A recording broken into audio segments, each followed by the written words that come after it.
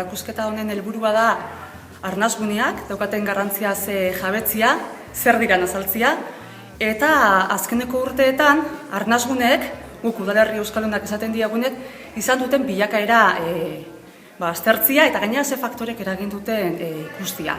Eta erakusketa hau baliatu nahi izan deu udalerri euskaldunetako gaztei, institututako gaztei, honen berri emateko eta jabetzeko gainera herritar bezala zer egin dezaketen beraien egunerokoan. Daukaten gaitasun hori aprobetxatzeko beraien egunerokoak euskara kanpora garraiatzeko zein kanpotik datozenei euskara ere integraziorako tresna dela erakusteko.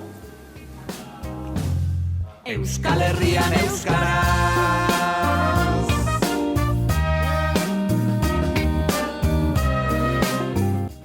Oihartzunen bada ustel bat, eta da Oihartzunen euskerak funtzionatzen dula, egoera honian dola, dena euskera zen daitekela, eta Oihartzungo udalaren helburua izan da erakusketakin eta tailerrakin batez ere hausnartzia, ezagutzia datuak zein din, eta bereziki hausnartzia egoeran ingurun, egitan erabili dezakegun edozein momentutan, eta ikustia aurrea begira ze urrats eman daitezke.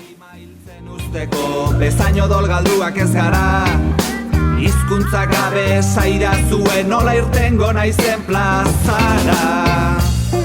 Euskal Herrian euskara, hitz egiterik ez bada, bota dezagun demokrazia zerri askara.